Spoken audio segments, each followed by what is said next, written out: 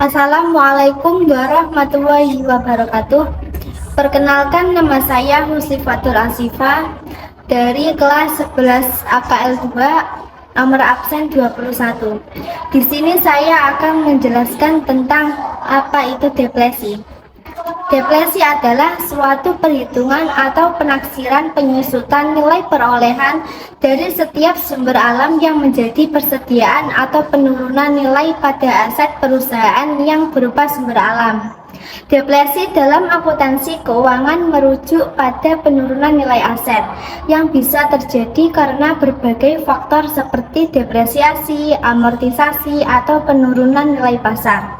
Hal ini tercermin dalam laporan keuangan sebagai pengurangan nilai aset dalam periode tertentu untuk mencerminkan nilai yang lebih realistis atau adil dari aset tersebut. Deflasi ini mencerminkan penurunan nilai aset seiring waktu dan penggunaan. Deflasi tidak sama dengan depresiasi, karena depresiasi lebih cenderung berimbas pada pengurangan penghasilan kena pajak, sedangkan deflasi umumnya lebih fokus pada penyusutan aktiva dalam bentuk sumber daya alam.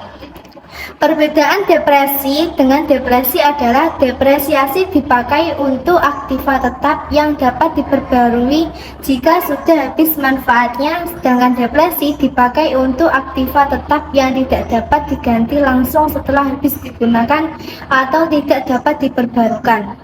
Deflasi memengaruhi laba bersih perusahaan karena memperhitungkan biaya penyusutan dalam laporan laba rugi dan juga memengaruhi nilai aset yang tercatat dalam neraca perusahaan.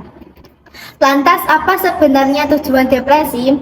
Tujuan deflasi dalam akuntansi adalah untuk mencerminkan penurunan nilai aset tetap secara sistematis selama masa manfaatnya, sehingga mencerminkan nilai yang lebih akurat dalam laporan keuangan. Ini membantu perusahaan untuk mengakui pengurangan nilai aset tetap dari waktu ke waktu, menghindari overstatement dari nilai aset, dan memberikan gambaran yang lebih realistis tentang kinerja keuangan perusahaan. Digunakan sebagai bahan perencanaan pengembangan masa depan perusahaan.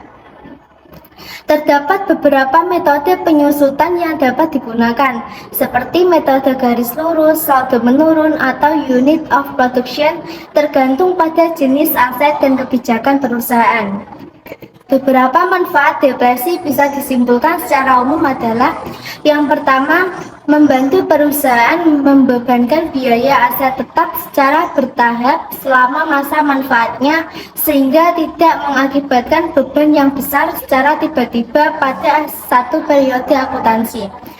2. Mencegah perusahaan dari mengoverstatement nilai aset tetap dalam laporan keuangan yang dapat mengarah pada gambaran yang tidak akurat tentang kesehatan keuangan perusahaan. Yang ketiga, menyediakan informasi yang lebih akurat dan transparan tentang nilai aset tetap, meningkatkan keterbacaan dan kepercayaan stakeholders terhadap laporan keuangan perusahaan. Yang keempat, memastikan kepatuhan dengan standar akuntansi yang berlaku. Yang kelima, mengakui penurunan nilai aset tetap dari waktu ke waktu secara sistematis. Beberapa metode yang bisa digunakan dalam cara menghitung deflasi adalah: yang pertama, harga perolehan aktiva; yang kedua, taksiran nilai sisa apabila sumber alam sudah selesai dieksploitasi; yang ketiga, taksiran hasil yang secara ekonomis dapat dieksploitasi. Deflasi akuntansi bisa dihitung menggunakan metode garis lurus atau metode saldo menurun. Metode garis lurus melibatkan pembagian nilai aset dengan umur ekonomisnya, sementara metode saldo menurun melibatkan mengurangi nilai aset dengan tingkat deflasi tahunan yang tetap. Umumnya, rumus untuk menghitung deflasi akuntansi adalah nilai aset dikurangi nilai residu dibagi umur ekonomis.